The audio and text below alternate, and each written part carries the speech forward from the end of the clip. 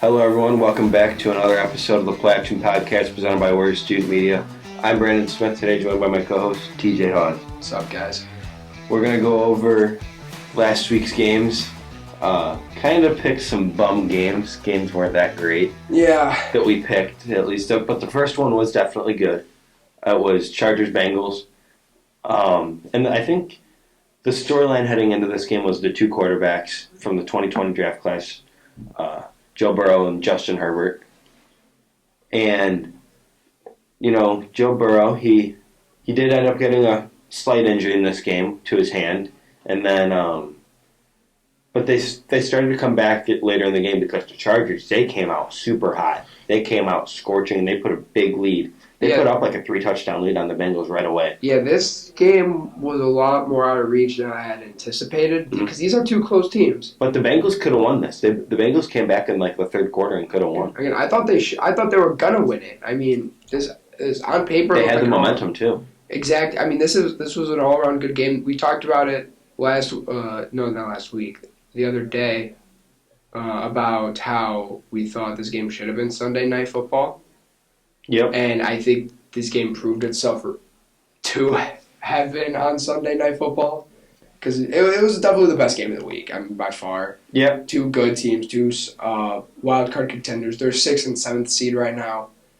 Bengals losing puts my Steelers in a decent spot, though. We're only the Bengals definitely missed the Bengals missed an opportunity to jump ahead a little more. Jump ahead of Baltimore. But think about it. This week put the AFC North a lot closer. Yeah. Pittsburgh beating Baltimore, Cincinnati losing, Cleveland was on a bye. Like, this division just got a lot closer within a week. Pittsburgh only half a game behind Cincinnati for the 7th seed in the wild card. Yeah, that's insane. I'm only ready to count out Cleveland because Baker Mayfield is still Cleveland's quarterback. That's what I like to hear. Pittsburgh is still in it. I don't think it's a great chance, but there's a chance. Oh, no, I don't either. But it is a decent – I think there's a decent opportunity. If Big Ben plays as good as he did last week, or in this game against Baltimore, then I think that the Steelers have a chance to get in. But the Bengals – a player I want to talk about on the Bengals is Jamar Chase. And he's still really good. He's top 15 receiver in football. Mm-hmm. Maybe top 10. But he got a little overrated to start the year. He did. I mean, I was seeing him in top 5 rankings, and that was never justified in my opinion. Yeah. I mean, he was pretty high in receiving yards, but I mean, Cooper Kupp there's a good chance that he gets the best receiving yard season of all time. Are we saying he's the best receiver in football? No, he's not.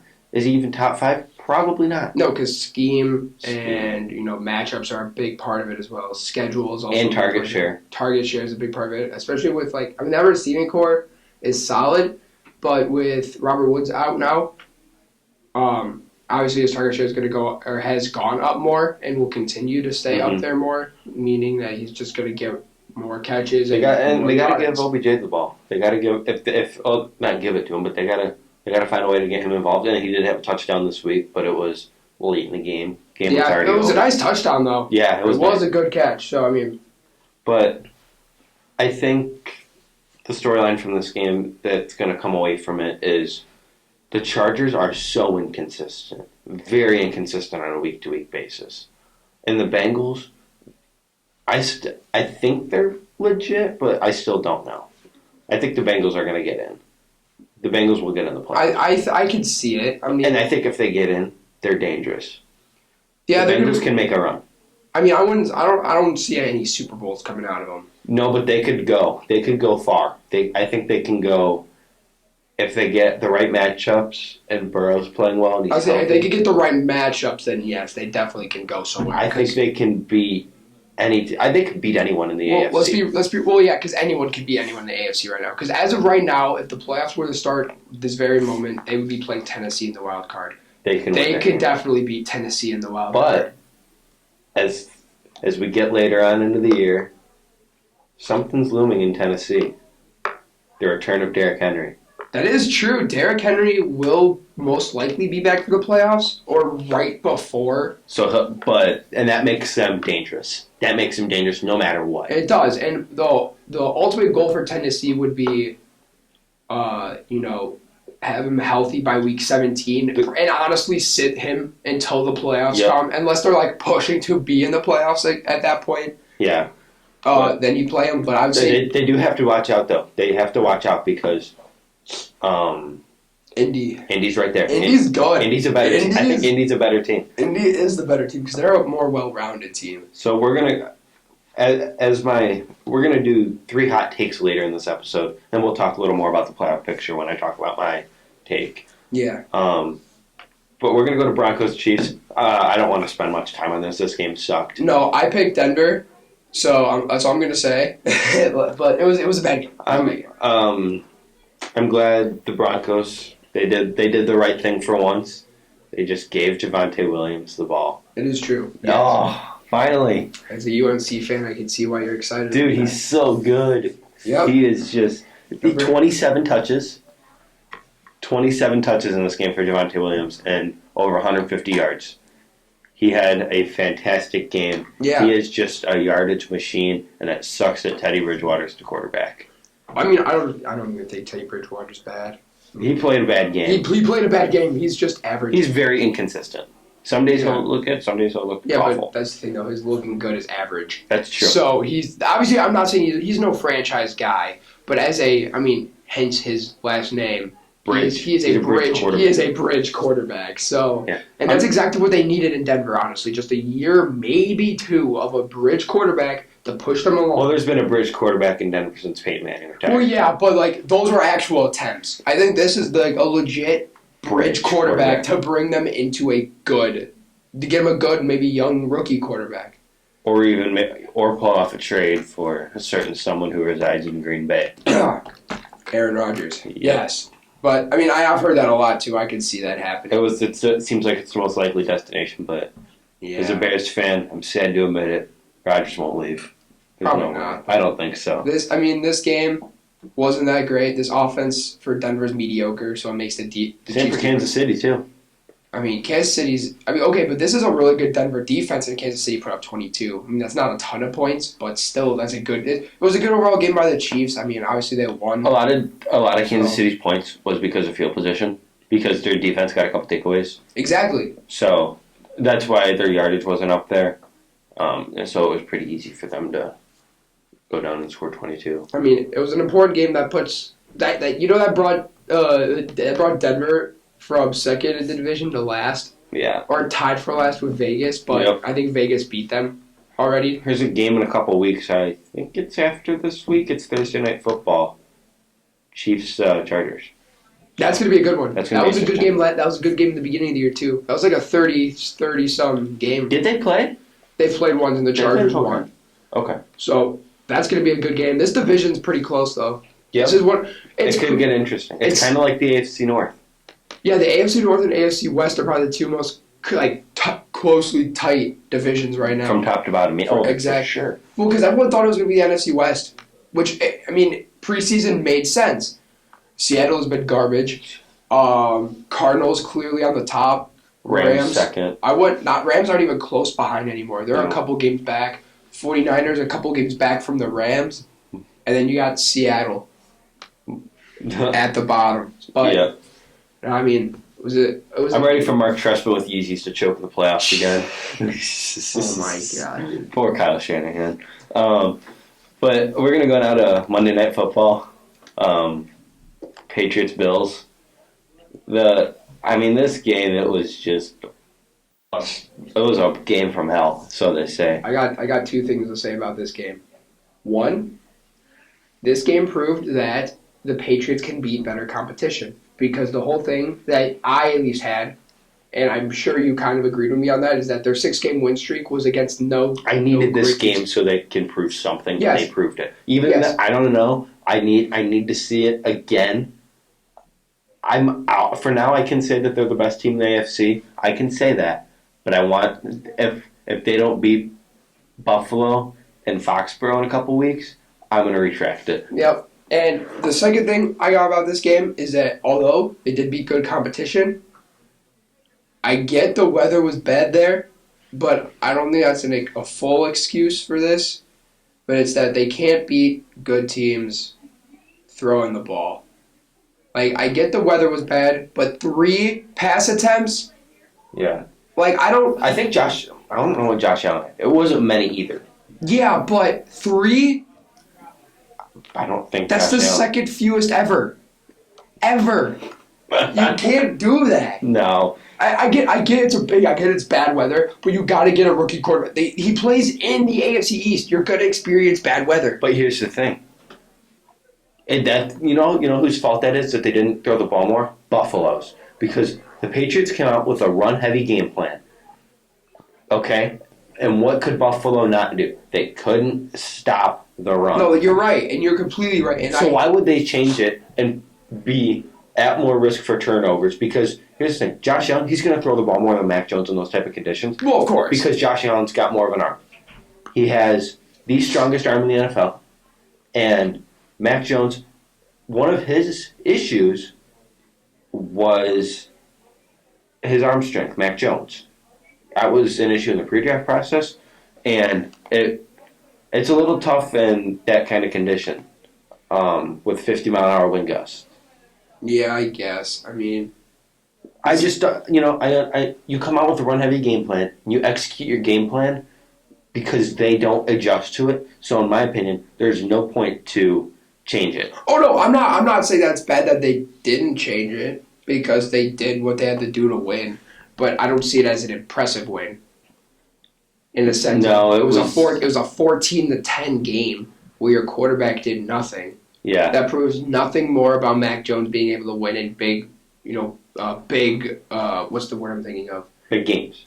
I mean, yeah, I guess big games in general. Games with big implications. Yeah, is what I'm trying to say. So Josh Allen threw the ball 30 times, but only completed 15 of them for 145 yards. Yeah, that's even besides what I don't care about the completions. I get that. That's partially the weather. I'm sure some of them were just bad throws, but he threw the ball 10 times more. 10 times more. Yeah, and that's what the win just isn't super impressive to me. No, but I don't know. I think they're a good team. There's no. Oh, they are. I'm not denying that, but I don't know if they can win against in regular conditions. I don't know if they can win against big names. If Foxborough has good enough weather and they play Buffalo and they win, that's going to secure it for me for sure. But if not, I'm going to have more questions. Yeah, I agree. That's kind of a good way to transition to our 3 hot takes, and I'm going to start with mine because it kind of pertains to the topic. I don't think Buffalo's making the playoffs. Really? I don't think they make the playoffs. I could see that. I get that. Because let me hear why. I got to hear why. So their offense. And I've been watching the Bills closely because as a Bears fan, there is a lot of rumors surrounding the head coaching vacancy that is expected to happen. And a big candidate, and who's presumably the favorite from league sources, was Brian Dable. Well, it's not looking so good. His offense hasn't been good. Josh Allen's not a bad quarterback, but the offense itself just isn't potent. Doesn't function well enough. No. And their defense, you just lost your all-pro corner, okay? And your edge rushers, they're not getting consistent production off the edge. I get it, their defensive line on the interior is pretty good. But what production are they getting from their edge rushers? Because it ain't much. Which is crazy because you got a first-round pick in Gregory Rousseau on one side and Jerry Hughes, who's been consistently good on the other. So I don't know if that's fully them. That could also be a defensive scheme issue. Yeah. So, but I'm just looking at it right now. Tell me that there's not 3 teams in this that you would take over Buffalo. Chargers. that would be close, honestly, but I'd take Cincinnati. I would probably take Cincinnati right now. Pittsburgh. No, blowing that. I mean, because I think if Buffalo gets in, they have a better chance to go. Hey, to be fair, Pittsburgh did beat Buffalo week 1. Stop all that bull crap. You can't lie to me though. Buffalo early in the season was the best Buffalo all year. Yeah, that's and true. Pittsburgh beat them. Okay. So we're gonna keep going down the line. I can see it. It's possible. Indy, yes, I will take Indy over Buffalo. with Jonathan Taylor alone, I kind of have to. Yeah. Vegas, No. no. Cleveland, no. Okay. So I can see him passing. I can. I'm going to say they will not make the playoffs. And that's because what's Buffalo 7-5 right now? They're 7-5, 7th in the AFC. They're 7th now. Yep. Oh, so when I said It's a tie, but when I said with tiebreakers, it's Bills. It's Chargers 5, Bengals 6, Bills 7. So Pittsburgh is only half a game behind all the wild card teams. We're in this. We are in this. We could think about it. The Chargers and Bills both could miss the playoffs. I don't think Cincy's going to miss. Because think about it, dude. We play Minnesota tomorrow. Yeah, that's a very important game. That is. That's for both teams. But that's Pittsburgh coming off a big win. Yeah. Minnesota coming off. I mean, obviously it was a close game, but still the worst loss of their season. Oh yeah. Considering it's Detroit. Yeah. So Detroit should have. I'm not going to say should have, but Detroit could have very easily won their last 4 games. well, yeah, they could have won plenty. Like they could have beaten Baltimore too.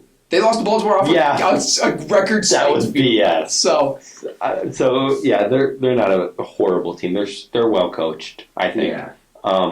What's your first hot take? Okay, we're gonna stick in the AFC, and I mean, you and me know that this isn't a hot take, but I feel like a lot of people aren't recognizing it. Baker's gone. Baker sucks. Right? Baker's a fraud.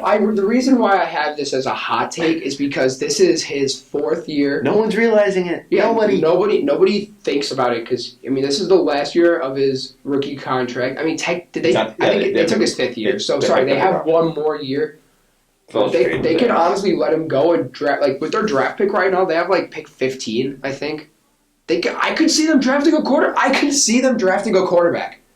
If they're because this is a team that can compete still. They just don't have. They have inconsistent quarterback play. If they can get, and it'd be a weird transition because they're pretty similar players. One's just a better athlete. I think if they're in position to draft Sam Howell. Yeah, I knew you were going to say that. Is that bad? Yes. I think Sam Howell is a Baker with better athleticism. That's my comparison. I agree. Okay, that is a comparison I've heard a lot, and it's a good one. It is the best comparison. I used to compare him to Daniel Jones. Hell no. But, I mean, that's just because of similar play style. Not yeah. Now, that's what I'm saying. But Sam Howell is going to be better, I think, than Daniel Jones. Well, yeah. But based off of just personality-wise, on top of play style, Baker's the best comparison, and I think Cleveland's going to be scared of that. They could, yeah. I agree. And so, I'm not saying it would be a bad pick, but I don't think they'd be the ones to do it. But okay. I mean, I don't think it's a hot take. You don't think it's a hot take, but no one realizes it. So I'm going to say Baker's gone. So my second prediction, or not prediction, but my second hot take. If we're going to go to the NFC East, we're going to go Dallas on their defense. Micah Parsons is a top 5 defensive player of the year candidate. Let me make sure I heard you right. Defensive player? Player. I like it. Okay. So TJ Watt is number 1 right now. Yes! I admitted that a while ago. I know you did, but still. It feels good. Myles Garrett. Myles Garrett's 2. And then there's really no one else. I don't know. There's no one else. He could be 3. There's no one else. I mean, okay, you have to put Trayvon Diggs up there. You have to. Think about it. He is 9th in interceptions. We haven't seen a double. 9 interceptions, but he gets cooked. Yes, but we haven't seen a double-digit interception year since. I mean, not counting Xavier Howard last year, but since then, how long has it been? I think literally the year before that when J.C. Jackson did it. No, he didn't do it. Yeah, he had 9. I'm pretty sure. Yeah. Okay. Still, the difference between 9 and 10 is a whole digit. So. That's pretty big, man. Yeah, no. But seriously, Micah Parsons, he's probably 3 to 4 in defense player. I think he's the best player on that defense. Well, and clearly. And that's just the way that he's better than Diggs when it comes to defensive player of the year. I mean... His versatility. I don't know. Micah Parsons hasn't been bad since week 1. That's impressive. Bro, week 1... He was bad. You can't count... I mean, you can count that, but that was his first ever game going on. Oh, I'm not counting it. The greatest quarterback ever. I'm just saying it was his first game, and he's been great ever since, and they've used him in a ton of different ways. his tackle number, which tackles are kind of a bad stat, to go with his sack number and where he's lining up on a week-to-week basis, it's so good. He has like 85 tackles, and that's, for an edge rusher, that is insane. Yeah, but again, he's not really an edge rusher. No, but he's just a rush linebacker. But because they're able to move him around so much, exactly. Yes. that makes an impact. Plus, he's had, I believe, 23 pressures in the past 3 games alone, and the only time 15 or 16 or 17 against Kansas City. It was disgusting. Yeah, and the only time that's ever happened, or more than 20, or no, the only time that's more has happened in a 3-game span was J.J. Watt a few years ago, and he was a defensive interior lineman. Yeah. So that's saying. So I agree though. Micah Parsons, most versatile. He's clearly the defensive rookie of the year. Oh yeah. Because my prediction was he was going to be in the top 3. My prediction was Kwity Paye. Oh. And he has just not been. I mean, he's been inconsistent. He's had good games. He's had bad games. He's not even the best edge rusher in this class anymore. I'm not counting Parsons as an edge rusher. I'm counting him as a rush linebacker.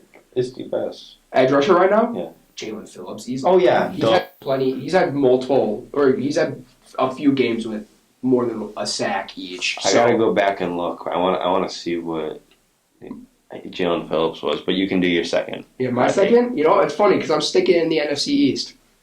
Philly. No. Washington? Yeah. Okay. Washington wins the division. Oh, Lord. That's okay, it's possible. Because Washington's only 2 games behind Dallas. Yep. Dallas, their first, if they've had a great season, their first iffy game was against Denver, where it was basically a shutout. I mean, 16 garbage points. So, basically a shutout. And then you and me both agreed. This is probably just their one bad game. This happened. No, they haven't really been themselves. They haven't fully been themselves. Their defense is why they're winning games. Washington's on a 4-game win streak right now. They've beaten Vegas. Vegas is about an average team. Yeah. So nothing crazy. They beat Seattle. Seattle's like an average team. I think a little less. So here's what I want to ask you. Well, hold on. Let me just go over. I want to go over this 4-game win streak because this is impressive. Carolina, bad, a playoff team. No, they with the way the NFC wildcard's looking, they can be in the playoffs. They can make it. They can. I think they can. They'll be like the 4th to last team. Oh, whatever. They'll be just ahead of Detroit, Chicago, Seattle. That could be my hope then. Whatever. So I'm looking back at my rankings. I'm going back to best edge rusher. I guess I had Kwity Paye as edge 1. See? I guess I thought I didn't, and then I had Phillips edge 2. Yup. I think I had Phillips edge 1 actually. And then I had Rousseau, Ojulari. Ojulari's been good. And then I had Osai. Okay, Osai. Osai over Adofeowe. Oh my God, that was bad. Osai is a 3rd-round pick who hasn't played at all this year. Yeah. Okay, but yeah, let me also go back. Beginning of November, start Washington's win streak. Guess who they beat? Tampa Bay. Yeah. You can't say. I think this 4-game win streak is equal, if not more impressive than the Patriots' 6-game win streak. I agree. And that's my point. That is my point right there. Yeah. But I mean, to be fair, I'm pretty sure. Didn't New England beat Washington? I think they did. I think they played. They didn't even play. Did they not? Maybe I'm thinking of Atlanta. New England playing Atlanta for some reason. Never mind. But like they beat a really good Tampa Bay team. Carolina, that Carolina-Washington game, Cam Newton played well. So, like, that was a good game. That was when Carolina looked good. Defense let Cam down. So, I don't know. That could be something. Real quick. Taylor Heineke is the top blank quarterback in the league. 20, yeah. Right now? Yeah. Yes, 20. I'd put, like, close to 20. Like, 18, 17, probably. Yeah. Okay. Now we're going to go to our last hot take. We each have a draft hot take here. This is draft hot take. You can go first. No. I like mine more. I want you to go. Cause I want you probably know what mine is. We were talking about it last night. Probably. Let's hear it. Sam Howell, QB3. Don't agree, bud. I can My see. explanation, Matt Corral, Kenny Pickett, top 2 quarterbacks.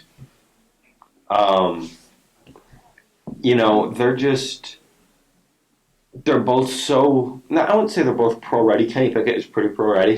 He's the most pro-ready quarterback in this class, in my opinion, other than I wouldn't say other than Sam Howell. It's Kenny Pickett that's most pro-ready. Yeah. But I like Matt Corral as the best quarterback in the class because of his upside and his pro-readiness. And then I have Sam Howell at 3. The big one that you don't like me having above is Malik Willis. I'm not high on Malik Willis. I know you're not. But I'm high on his ceiling. Malik Willis is a guy who is He had a rough year. Full of potential, and his only big issue, like his large issue, is decision making. But that's an issue with a lot of quarterbacks. His decision making but it's lower than it's way worse than what other NFL prospects are. So I can understand that. But I think that's something that can easily be fixed. Yeah, but that's just kind of how I feel. I think if Willis goes to a bad situation, I don't think he's going to be that good. That's fine. But I get that. Howell, as a UNC fan, I watch every single game of his career. His athleticism goes unnoticed somehow. He was the second leading rusher on UNC this year. Yeah, no, he is underrated in his athleticism. And then I would agree. His footwork is so good. He doesn't get frantic. He doesn't panic. And if he gets rushed, he'll just scramble. And he can make something out of nothing in that category. So I just think with that, he's my QB3. What's yours? Now, mine also involves quarterbacks, and this is a little crazy, but I think 5 quarterbacks go round 1. Think about it. Teams reach on quarterbacks all the time. I think Corral can go in the top 10. I think Pickett can go in the top 15. Ritter can go top 15. I think Sam Howell can go top 20, top 25, and I think Malik Willis will go around there too. Now, I mean, think about the teams, right? You got, I think New Orleans could take a quarterback. Denver. Pittsburgh. Detroit could. The Giants could. Did I say Washington? I forgot. I don't know. Maybe not. If I didn't, then Washington. I was talking to you about this yesterday. I just saw a mock draft that had Tennessee taking Malik Willis, sitting him for a year because Tannehill has not looked good. Yeah. Without Derrick Henry and getting the greatest rushing attack the league has ever seen. Maybe not ever seen. That's bad, but yeah, that's interesting. Don't say that's bad. You even said it. It's not. No, like the best rushing attack in NFL history. Take. Oh yes, I worded that wrong. Best rushing attack in the NFL. It would be in the NFL. Yeah. But so I like. And Carson Strong can go in the first round too. I did a mock draft last night. I had Carson Strong go in the second round of the Giants. I mean, he will go second round. Yeah. But so that's pretty much it. We're gonna be back Friday. We're going to preview the week, and we'll probably have another specialist segment. And next Tuesday, we're going to do a 32-team mock draft, evens, odds. One of us will do both of those. And then we'll go through the entire first round. But that'll do it for this episode of Play Action Podcast presented by Warrior Student Media. I'm Brandon Smith. He's TJ Hawes. Have a good day.